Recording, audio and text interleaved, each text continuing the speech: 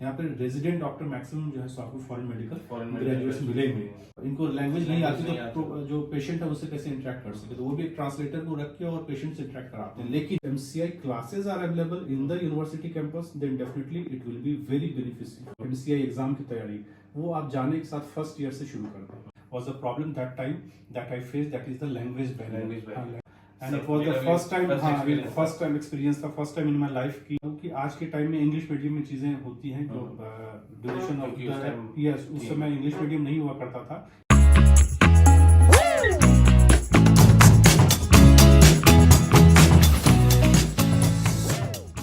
Doctor रितराज and ये है हमारा सेकंड पॉडकास्ट एंड हमारे साथ है doctor Sushant. If I am not wrong sir, आपका एज अप्रॉक्स 45 इयर्स होगा। Not 45 but yes about 42।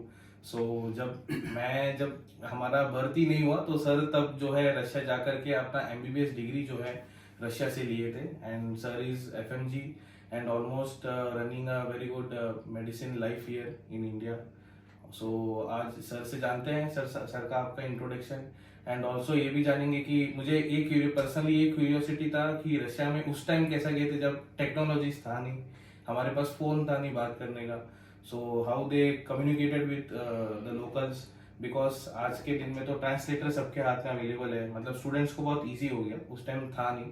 तो सर बताइए आप अपना। Yes, I am quite excited that I am going to tell you about my college time. So I went to Russia in 1998. 1998 Yes, 1998 में मैं Russia USSR का time बोल सकते हैं। नॉट यूएसएसआर, क्योंकि यूएसएसआर का टाइम 91 92 कह सकते हैं, but I went there in 1998 and I still remember the exact date, that is 18th of November. That time proper consultant कह सकते हैं या प्रॉपर पर्सन कह सकते हैं वो नहीं होता था जो गाइड करते थे, सपोर्ट करते थे to get the visa for the documentation process. So I personally went to the embassy, Russian embassy. I got my visa, I booked my air ticket and finally I reached to Moscow alone. कोई हमें guide करने वाला नहीं था। And जब मैं वहाँ पहुंचा, डेफिनेटली एक हमारे जानने वाले थे, उन्होंने एयरपोर्ट पे मुझे रिसीव किया और finally in the evening I reached to Tver. So there is a university, Tver State Medical University. हमारे टाइम पे that time it was academy, Tver State Medical Academy. तो मैं वहाँ पे शाम को पहुँचा and I was so tired कि I went to sleep. मैं सोने चला गया.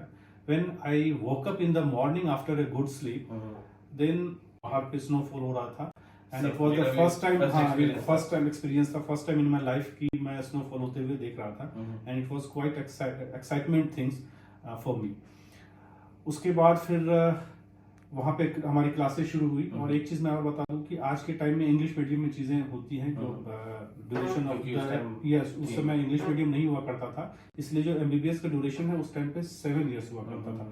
आपके टाइम में 6 ईयर होता था क्योंकि 1 साल की वहाँ पे प्रिपरेटरी कोर्स होती थी और वो प्रिपरेटरी कोर्स में रशियन लैंग्वेज पढ़ाए जाते थे, रशिया की हिस्ट्री पढ़ाया जाता था, लैटिन लैंग्वेज पढ़ाया जाता था और कुछ 12th स्टैंडर्ड्स के सब्जेक्ट्स हैं जैसे बेसिक्स लाइक बायोलॉजी, केमिस्ट्री वगैरह पढ़ाया जाता था और एनाटॉमी भी होती थी, वहाँ पे क्लासेस होती थी, बट एनाटॉमी की बेसिक चीजें बोन्स के बारे में हमें बताया जाता था।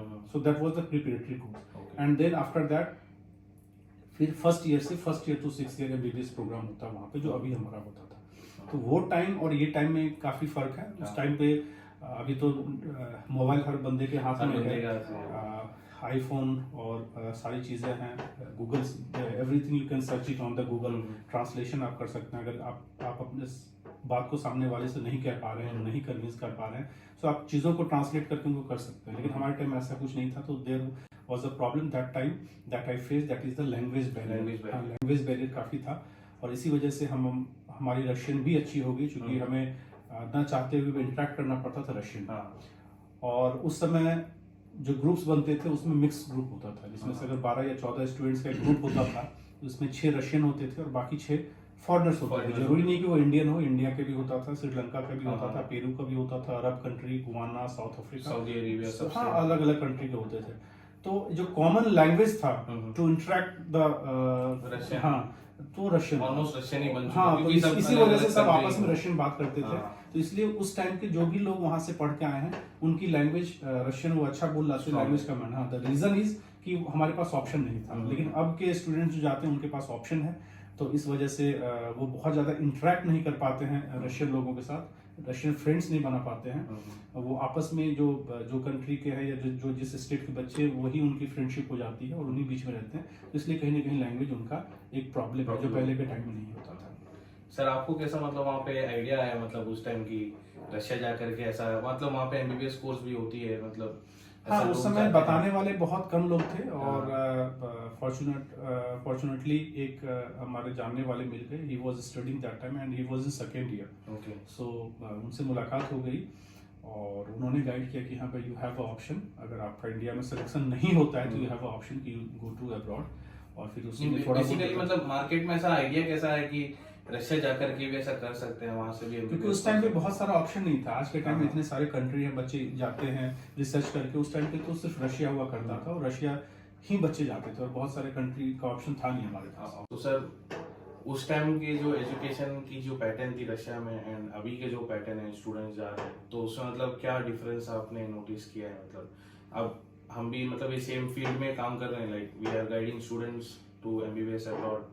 सो आपने पर्सनली क्या आपने फेस मतलब फील कर रहे हो कि कैसे? देखिए, जो मेरा पर्सनल एक्सपीरियंस है वो मैं शेयर करूंगा, क्योंकि उस टाइम का जो लेवल ऑफ क्वेश्चन था और अब के जो लेवल ऑफ क्वेश्चन है उसमें बहुत ज्यादा का डिफरेंस है। ठीक है, so the level of the question that they were asking that time, so it was quite easier, बहुत आसान था। वन लाइनर क्वेश्चंस आते थे और आराम से जिन बच्चों ने प्रिपेयर ठीक ठाक से किया उनका निकल जाता था।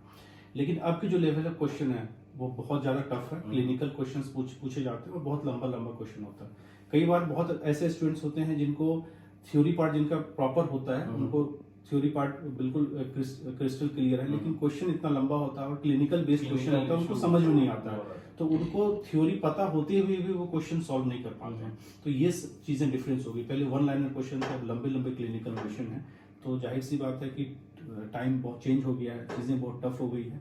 इसलिए मैं जब भी फॉरेन मेडिकल ग्रेजुएट स्टूडेंट से बात करता हूँ, और कई बार मैंने बहुत सारी यूनिवर्सिटीज विजिट की है, क्योंकि अभी भी रशिया से मेरा आना जाना है और मैं बहुत ट्रैवल करता हूँ, स्टूडेंट को गाइड भी करता हूँ, मोटिवेट भी करता हूँ, यहाँ के एजुकेशन सिस्टम के बारे में उनको अवेयर भी करता हूँ। तो मैं एक चीज़ हमेशा उनको बोलता हूँ कि भाई, आप जो तैयारी है एमसीआई एग्जाम की तैयारी, वो आप जाने के साथ फर्स्ट ईयर से शुरू कर दें। बहुत सारे स्टूडेंट्स के मन में ये होता है कि सर कोई नहीं, एक बार यहाँ से मुझे डिग्री मिल जाए, then I will start the preparation from the MCI exam. But बहुत मुश्किल है। 6 साल का जो पूरा स्टडी है वो आप 6 महीने में करेंगे।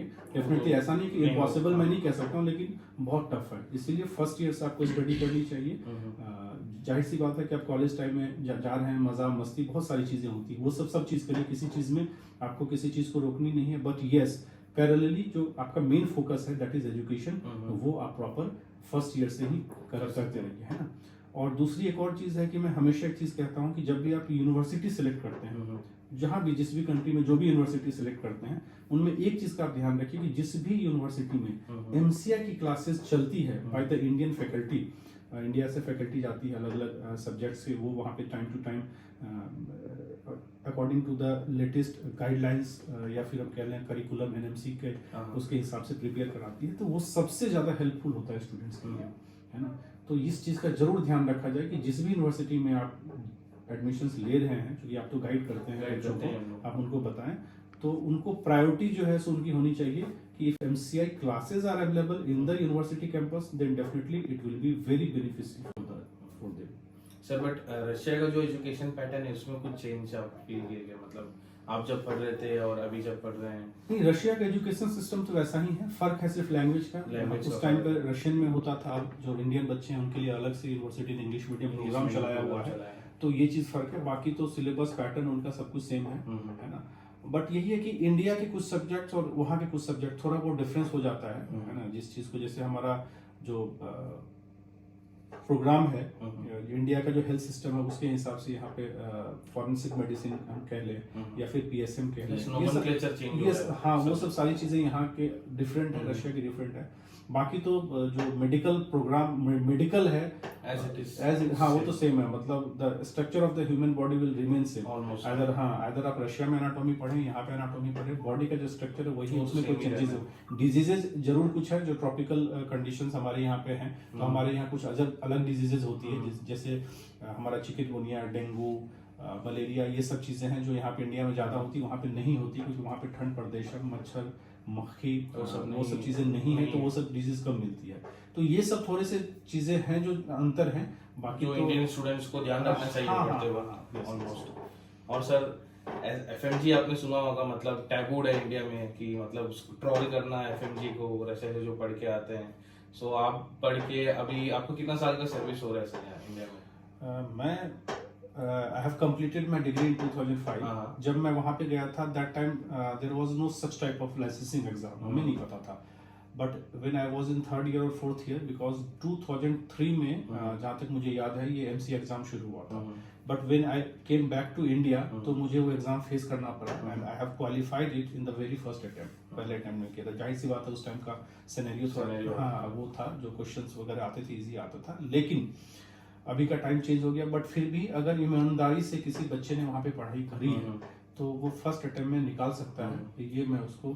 बट सर अब स्टैंडर्ड वाइज आप कुछ मतलब ऐसा बोलेंगे कि मतलब जो मतलब लोग जैसा बोलते हैं कि FMG always they are down to IMGs and like do you feel anywhere in your work space, आपका जब काम काज चल रहा है नहीं, अब फील में कोई सप्रेस कर रहा है? नहीं, सप्रेस नहीं। हमारे टाइम में अगर मैं 15 साल पहले की बात करूं तब तो थोड़ा बहुत होता था, लेकिन अब ये चीजें नहीं रही है, क्योंकि अब जो बच्चे एमसीए क्वालिफाई करके आ रहे हैं, जो उनका नॉलेज है वो बहुत बेहतर है, इसलिए हम उनके नॉलेज को कम्पीट नहीं कर सकते हैं।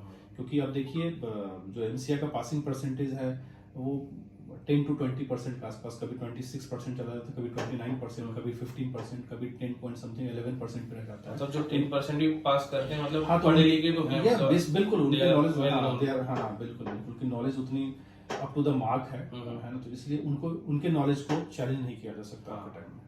बच्चे जो है मतलब जब एडमिशन का टाइम आता है तो बहुत ज़्यादा ही कंफ्यूज हो जाते हैं, तो आपको क्या लगता है मतलब क्या क्या क्राइटेरिया उनको ध्यान देना चाहिए जब स्पेसिफिकली रशिया में एडमिशन ले रहे हैं तब? देखिए यूनिवर्सिटी सिलेक्शन जो है सो एक बहुत बड़ा पॉइंट है और बहुत सारे बच्चे कंफ्यूज भी होते हैं। तो मैं 2-3 चीज़ें बताऊंगा, जो भी बच्चा किसी भी कंट्री में किसी भी यूनिवर्सिटी में एडमिशन ले रहा है, ये चीज़ें मैं बार बार कहता हूँ और कई बार मैंने बोला है अलग अलग जगहों पे। सबसे पहली बात की जो सबसे बड़ा हर्डल है that is the licensing exam, जो बच्चों को मन में भी डर लगा रहता है या उनके पेरेंट्स के मन में डर लगा रहता है। तो इसलिए यूनिवर्सिटी सिलेक्शन करते समय सबसे जो प्रायोरिटी है आपकी ये होनी चाहिए कि जिस भी यूनिवर्सिटी में आप एडमिशन ले रहे हैं वहाँ पर एमसीए की क्लासेस हो। अगर ऐसा है तो इस चीज़ को आप सबसे प्रायोरिटी पे आपको रखना चाहिए। और भी बहुत सारी चीज़ें हैं बट ये जो है that should be number 1। Number 2, कोई भी यूनिवर्सिटी लें tried and tested. Tried and tested का मतलब ये है कि ऐसी यूनिवर्सिटी सेलेक्ट करें जहाँ पे बहुत सालों से इंडियन बच्चे जा रहे हैं, कई सारा बैच वहाँ से पास आउट हो चुका है, तो वहाँ पे आपको कोई प्रॉब्लम नहीं होगी। कोई जाहिर सी बात है कोई नई यूनिवर्सिटी में आप जाएंगे तो हो सकता है कि उनका इंफ्रास्ट्रक्चर बहुत अच्छा हो, लेकिन जो प्रॉब्लम आती है उनके पास इंग्लिश टीचर प्रॉपर ना हो, सारे सब्जेक्ट के इंग्लिश टीचर ना हो, तो कहीं ना कहीं ये बच्चों को स्टूडेंट को फेस करना होता है। तो ट्राइड एंड टेस्टेड का मतलब है कि ऑलरेडी आप देख लीजिए कि भाई कितने बैच ऑलरेडी पास आउट हो चुके हैं, तो आप उसको कर सकते हैं। कैसा पता लगा है सर मतलब इस यूनिवर्सिटी में? देखिए इतनी सारी कंसल्टेंसी है, आप बहुत सारे लोग हैं, आप जब भी कहीं एडमिशन लेते किसी के पास जाते हैं तो आप उनको बोलिए कि भाई ये बताएं कि ये यूनिवर्सिटी कितनी पुरानी है, ये तो नहीं पूछेंगे क्योंकि रशिया की जितनी यूनिवर्सिटी है तो सारी गवर्नमेंट मेडिकल यूनिवर्सिटी है और बहुत पुरानी यूनिवर्सिटी है, इंफ्रास्ट्रक्चर उनका बहुत यूज है। तो बस चीजें आपको ये पूछना है कि कितने बैच वहां से पास आउट हो चुके हैं और आप उनसे नंबर लें कि भाई अगर पास आउट हो चुके हैं तो 1-2 स्टूडेंट्स का हमें नंबर दो ताकि मैं उनसे बात कर सकूं। वही तो नहीं देते ना सर। नहीं, ये स्टूडेंट्स को पूछना चाहिए। अगर आप इस लाइन में है, फील्ड में है, तो आपके पास जो स्टूडेंट्स आते हैं उनको अवेयर कीजिए कि भाई जो भी यूनिवर्सिटी सेलेक्ट करे वो आप देखें कि भाई कितने बैच पास आउट हो चुके हैं, इसका मतलब ट्राइड एंड टेस्टेड। तो ये जो पॉइंट है ये सेकंड पॉइंट है, इसका भी ध्यान बच्चों को रखना चाहिए। ठीक है।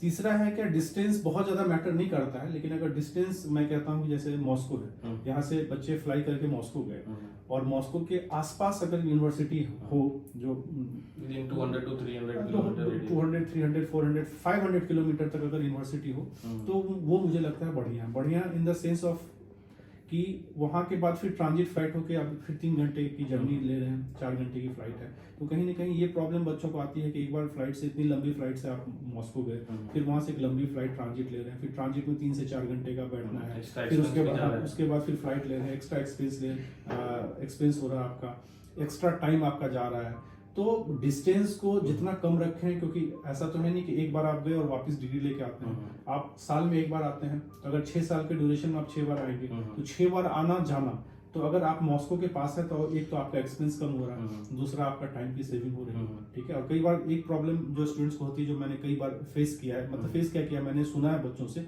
वेट का प्रॉब्लम, कि बच्चे यहाँ से बहुत सारा वेट लेके जाते हैं, खाने पीने की चीजें, कई सारी चीजें। आपके टाइम में तो उस टाइम मसाला वगैरह था नहीं होगा, तो फिर हाँ अभी भी बच्चे मसाला लेके जाते हैं, लेकिन अब टाइम चेंज जरूर हो गया, लेकिन आजकल के स्टूडेंट ज्यादा वेट लेके जाते हैं। अवेलेबिलिटी वहाँ पे हर चीज की है, लेकिन क्या है कि अब के स्टूडेंट्स वहाँ से बहुत ज्यादा इंटरेक्ट नहीं होते हैं, या तो वहाँ ना तो वहाँ के लोगों से बहुत ज्यादा इंटरेक्ट होते हैं, ना तो वहाँ के खान पान से ज्यादा इंटरेक्ट होते हैं, इसलिए उनको लगता है कि हम ज्यादा से ज्यादा खाने पीने की चीजें ले जाए, जबकि वहाँ पे इंडिया से अच्छी क्वालिटी की चीजें वहाँ पे मिलती है और प्योर मिलती है, क्योंकि हमारे यहाँ मिलावट होता है, इम्प्योरिटी होती है, वहाँ पे ऐसा कुछ है नहीं। तो सर, जैसा आजकल आपको पता होगा, how many doctors, like how many engineers we are cultivating in our nations, like बहुत सारे इंजीनियर्स आ रहे हैं। सो डू यू थिंक कि डॉक्टर्स भी ऐसे ही आ रहे हैं, एंड बहुत सारे बच्चे जो हैं they are confused with whether to go in this medicine line और to go as a entrepreneur और अ बिजनेस लाइन नाउअडेज, क्योंकि बच्चे को ऐसा कंफ्यूज है कि स्कूल खत्म करते साथ like they have to undergo a 15 years of education program in medicine. So what will be the life after the completing of medicine, like in the aspect of whether they will earn a very good money or also sacrificing a lot of things, so will it be worth? So as a doctor, like आप तो इतने साल हैं यहाँ पे, मतलब आपने complete किया है एंड अभी आगे गाइड कर रहे हैं, so as a doctor and as a like mentor, what you will advise to the students कि एक्चुअल में करना चाहिए और किसको करना चाहिए? डेफिनेटली देखिए, सबसे पहले कि डॉक्टर बिल्कुल करना चाहिए, क्योंकि अभी भी इंडिया में डॉक्टर एक नोबल प्रोफेशन है, ठीक है, एक इज्जत है सोसाइटी में, समाज में डॉक्टर्स की, और वो इज्जत बनी रहेगी। और दूसरी ये चीज है कि अभी भी हमारे यहाँ पे इतने सारे मेडिकल कॉलेजेस नहीं है इंडिया में, तो इतने सारे डॉक्टर्स हर साल निकले ताकि हमारा जो हेल्थ सिस्टम है वो प्रॉपर रन कर सके। तो डॉक्टर्स की अभी भी कमी है, इसलिए अगर आप डॉक्टर्स बनते हैं तो उसमें कोई बुराई नहीं है, नोबल प्रोफेशन है, कमी है डॉक्टर्स की। जहाँ तक अर्न की बात हुई, डेफिनेटली एक बार आप प्रोफेशन में आते हैं तो अच्छी अर्निंग होती है। इनफैक्ट अगर मैं आज की बात करूं, चूंकि मैं दिल्ली में बैठा हूं, I am working in Delhi, तो मैं अपने सिनेरियो की बात करूं कि आज के टाइम में अगर कोई भी फ्रेश स्टूडेंट एमबीबीएस करके after completing his internship as a junior resident doctor join करता है, तो he is getting salary approximately 1.25 lakh. So the starting salary that he is getting, that is 1.25 lakh. It is quite a good salary, handsome salary हम कह सकते हैं। और अगर हम सीनियर रेजिडेंट की बात करें, तो I think they are getting approximately 1.45 और 1.5, है ना, government hospital, in a government hospital. Private hospital more और इज द सेम, है ना। इनफैक्ट प्राइवेट हॉस्पिटल में अगर आपको थोड़ी सी एक्सपीरियंस है आपके, तो इससे भी ज्यादा आपको मिलेगा। तो जो मनी है दैट इज नॉट मतलब कह सकते हैं कि अर्निंग एक अच्छी होती है, प्रोफेशन नोबल है, और हमारे पास डॉक्टर्स की कमी है, तो हमें इस चीज को ऑप्ट करने में कोई दिक्कत नहीं है। क्योंकि देखिए, इंडिया में इतने सारे नीट के एस्पिरेंट्स होते हैं, लगभग 18 से 19 लाख बच्चे नीट में अपियर करते हैं, 50% बच्चे क्वालिफाई कर जाते हैं। इंडिया में सीटें कितनी है? 90,000 95,000 के आसपास, अगर हम गवर्नमेंट और प्राइवेट दोनों को मिलाते हैं, इतने बच्चे को इंडिया में एमबीबीएस में सीटें मिल जाती है। उसके बाद भी इतना बल्क बचता है, इतने सारे बच्चे हैं जिनका भी सपना होता है कि हमें डॉक्टर बनना है, लेकिन या तो वो इतना इंटेलिजेंट नहीं है कि गवर्नमेंट मेडिकल कॉलेज में इतने नंबर्स आके और एडमिशन ले ले, या फिर वो इतने अफोर्डेबल नहीं है कि इंडिया के प्राइवेट मेडिकल कॉलेज जैसे 80 लाख 90 लाख 1 CR उनको अफोर्ड कर सके, बट उनका सपना है कि मुझे डॉक्टर बनना है। तो what is the third option? So third option is MBBS abroad कीजिए। हाँ, जाहिर सी बात है कि एमबीबीएस अब्रॉड का नाम आता तो लोगों के मन में कहीं ना कहीं थोड़ा सा डर होता है, इसीलिए मैं कहता हूँ कि जब भी यूनिवर्सिटी सिलेक्शन कीजिए तो कुछ चीजों का ध्यान रखिए कि भाई आप जिनके भी थ्रू एडमिशंस ले रहे हैं वो उनका कैसा रेपुटेशन है, यूनिवर्सिटी जिस यूनिवर्सिटी में ले रहे हैं वो ट्राइड एंड टेस्टेड है कि नहीं, वहाँ पे एमसीए क्लासेस चलती है कि नहीं, वो यूनिवर्सिटी में कितने बैच ऑलरेडी पास आउट हो चुके हैं कि नहीं, इन 4-5 चीज़ों का ध्यान रखना है। तो मुझे नहीं लगता है कि स्टूडेंट्स को कोई दिक्कत आएगी। और वहाँ से स्टूडेंट्स आके यहाँ पे एमसीए एग्जाम भी क्वालिफाई कर रहे हैं, उनका स्टैंडर्ड अच्छा है, उनकी नॉलेज अच्छी है। और यहाँ के जो as a resident doctor Delhi में बड़े बड़े हॉस्पिटल में काम करते हैं, चाहे मैं राम मनोहर लोहिया हॉस्पिटल की बात करूँ, सफदरजंग हॉस्पिटल की बात करूँ, दीनदयाल उपाध्याय हॉस्पिटल, इंदौर हॉस्पिटल, सो बड़े बड़े हॉस्पिटल्स जहाँ पे हैं, यहाँ पे रेजिडेंट डॉक्टर मैक्सिमम जो है सो आपको फॉरेन मेडिकल ग्रेजुएट्स मिलेंगे। तो और उनकी नॉलेज अच्छी है, वो सीखना चाहते हैं, पढ़ना चाहते हैं, क्योंकि जाहिर सी बात है कहीं ना कहीं उनको रशिया में जो प्रैक्टिकल एस्पेक्ट है वो कहीं ना कहीं लैक रहता है। थ्योरी उनकी अच्छी रहती है, प्रैक्टिकल एस्पेक्ट लैक रहता है। तो इस चीज को कंपनसेट करने के लिए वो इंटर्नशिप में ज्यादा से ज्यादा काम करते हैं, ज्यादा से ज्यादा वो सीखने की कोशिश करते हैं। इसी वजह से उनकी नॉलेज भी अच्छी होती है, नॉलेज तो पहले से अच्छी होती है, लेकिन प्रैक्टिकल भी उनका एस्पेक्ट और थोड़ा इम्प्रूव हो जाता है। तो मुझे लगता है इसमें कोई बुराई नहीं है अगर हम 4-5 चीजों का ध्यान रखें। बहुत से लोग सर यहाँ पे मैं बोलना चाहूंगा आपको कि बोलते हैं रशिया में प्रैक्टिकल भी अच्छे करवाते हैं। सो एक्चुअल एस्पेक्ट क्या है, मतलब नहीं प्रैक्टिकल मैंने कंप्लीट किया रशिया से, मतलब पर्सनली इवन रशियन स्टूडेंट्स को भी डायरेक्ट आप पेशेंट्स के ऊपर आप हैंड्स ऑन नहीं कर सकते। अभी भी पेशेंट को अभी भी उनका नॉर्म्स है। अरे नॉर्म्स तो है, लेकिन दिक्कत है लैंग्वेज बैरियर। मैं फिर से वही कहूंगा, लैंग्वेज बैरियर। ये जो इंग्लिश मीडियम में जो स्टूडेंट्स पढ़ते हैं उनको रशियन लैंग्वेज भी सिखाई जाती है, लेकिन वो बिल्कुल रशियन लैंग्वेज में इंटरेस्ट नहीं लेते हैं। मतलब मोर देन 90% स्टूडेंट तो इंटरेस्ट नहीं लेते हैं, दैट इज फॉर श्योर। तो इस वजह से जो प्रैक्टिकल्स की क्लासेस उनकी हॉस्पिटल्स में लगती है, तो वहाँ के जो प्रोफेसर्स होते हैं जो उनको पढ़ाते हैं, उनको भी लगता है कि भाई ये इनको लैंग्वेज नहीं आती, तो जो पेशेंट है उससे कैसे इंटरेक्ट कर सके, तो वो भी एक ट्रांसलेटर को रख के और पेशेंट से इंटरेक्ट कराते हैं। लेकिन जिन स्टूडेंट्स की लैंग्वेज अच्छी है, जिनको रशियन अच्छी आती है, बोलना सीख गए हैं, उनको पेशेंट मिलता है, प्रॉपर पेशेंट को के पास जाते हैं, उनसे इंटरेक्ट करते हैं, उससे केस हिस्ट्री उनकी लिखते हैं, सारी चीजें हाँ उनको ट्रीट करते हैं, एवरीथिंग। सो वो फ्री हैंड उनको दे देते हैं, लेकिन आपको लैंग्वेज आनी चाहिए। इसीलिए मैं फिर से सारे स्टूडेंट्स कहूंगा कि भाई आप ठीक है, आप इंग्लिश मीडियम पढ़ाई कर रहे हैं, जो पूरा एजुकेशन है, प्रैक्टिकल है, जो एग्जाम्स है, वो सब सारी चीजें आपको इंग्लिश में होगा, दैट इज ओके, बट आपको लैंग्वेज भी आनी चाहिए, ताकि आपका जो प्रैक्टिकल एस्पेक्ट है जो कहीं ना कहीं लैक रह जाता है वो लैक न रहे। इस चीज को कंपनसेट करने के लिए इंडिया में छुट्टियों में बच्चे आते हैं और बहुत काम करते हैं, मैंने देखा है। इंटर्नशिप तो after completing his degree, but during the MBBS program जो 2 महीने की छुट्टियों में इंडिया आते हैं जुलाई अगस्त में, उसमें बहुत सारे स्टूडेंट्स को मैंने देखा है कि हॉस्पिटल्स में काम करते हैं, और इनफैक्ट वो लॉग बुक भी देते हैं ना कि आपको 2 महीने 1.5 मंथ्स या 2 मंथ्स आपको किसी हॉस्पिटल्स में काम करना है, तो उसको भी ईमानदारी से आप काम करें, तो जो प्रैक्टिकल एस्पेक्ट है वो बहुत ही कवर कर सकते हैं। इंडिया में जब आपके पास एमसीए पास आउट हो जाएंगे तो 1 ईयर का तो टाइम फ्रेम है। यस, उसके बाद इंटर्नशिप में भी आपको बहुत कुछ सीखने का मौका मिलेगा। यस, इसलिए डेफिनेटली बच्चे को करना चाहिए। एट लास्ट सर अच्छा लगा आपसे बात करके, एंड मतलब पुराने अब तो थक के हैं एक्सपीरियंस, आपके एक्सपीरियंस भी सुन के आई थिंक बहुत सारे स्टूडेंट्स को गाइडेंस मिली होगी कि how they can opt for universities in Russia. So thank you sir हमारे पॉडकास्ट में आने के लिए। Thank you very much, best of luck.